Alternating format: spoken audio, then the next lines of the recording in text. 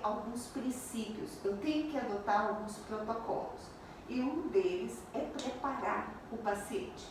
Preparar o seu familiar para que ele venha a ficar de pé.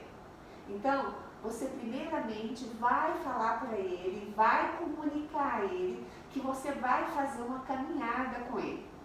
Depois de você comunicar, você vai ver se ele está numa fase moderada, ele pode, às vezes, aceitar, como ele pode negar. Se ele negar, já vai ser um pouquinho mais difícil, mas talvez, depois de você colocar ele em pé, ele pode te ajudar a fazer a caminhada. Mas uma outra coisa que nós precisamos é deixar o paciente confortável. Então, se ele usa óculos, dê o óculos para ele antes de começar. Se caso você tem uma meia antiderrapante, coloque essa meia antiderrapante nele. Porque quando nós colocamos essa meia, ela dá uma estabilidade.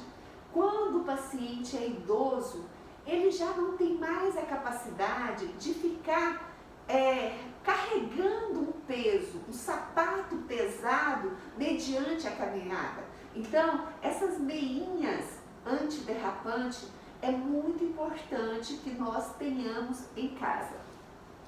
E aí, eu escutei a pergunta, né, da Yara Garcia, que ela me falou, e quando o paciente está acamado?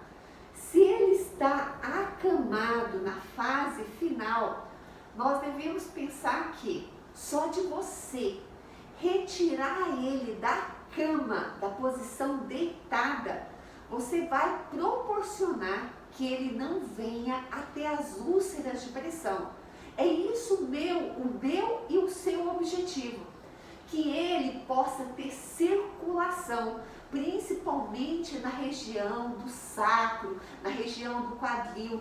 Quanto mais nós podemos dar mobilidade, flexibilidade, melhor. Mas se ele faz de conta, está acamado, está na fase avançada, tem contratura. E quando eu falo de contratura, você que é familiar ou você que é o terapeuta, você vai encontrar às vezes o paciente com o joelho flexionado, com rotação interna e com a postura curvada.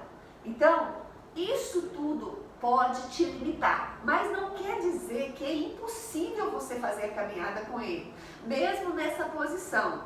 Se ele consegue dar alguns passos, você pode sim dar 5, 10 passos e ter do lado uma cadeira, porque se caso ele cansar, você vai dar a cadeira para ele sentar novamente. E o fato é que quando nós iniciarmos, você precisa sempre pensar, se você tem alguém na fase inicial, você vai aprender. Aprendendo, você vai pensar o quê? Essa é a forma correta que vai não dar um desgaste para mim e nem para o meu paciente. Então, eu peço que, primeiramente, não tracione, não caminhe com o paciente à frente do paciente. Você sempre deve se posicionar atrás do paciente. Então, você coloca ele sentado, aí você vem, segura nas escápulas dele. Aqui, essa maca é alta, mas se a sua cama for baixa, traciona ele, coloca ele em pé. Você pode posicionar o pé antepé. Se caso ele estiver curvado, venha e com esse joelho, traciona e começa a trazer ele para cá. Aqui você vai mudar o seu posicionamento.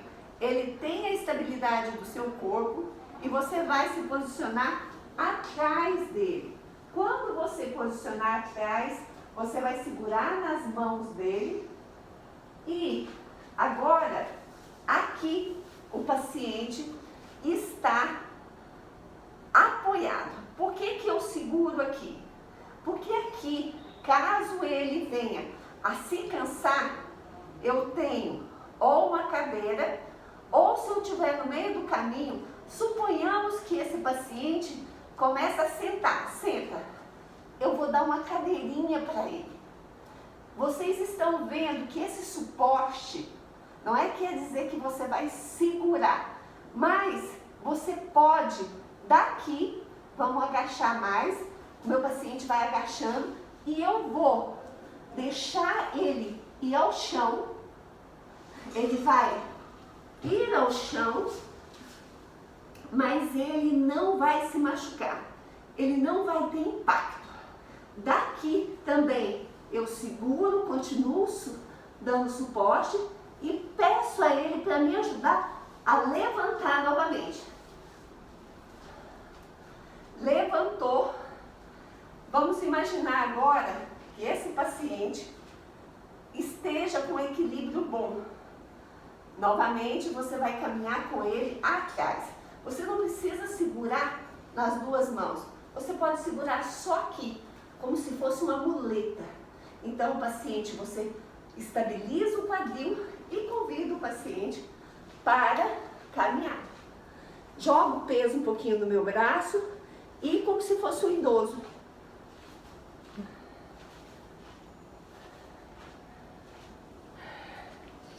Essa é uma dos meios para fazer a caminhada. Agora eu vou mudar a câmera para que nós possamos imaginar que tenha degraus na sua casa. Então, se tem degraus, eu já fiz a caminhada, então há meios de descer poucos degraus.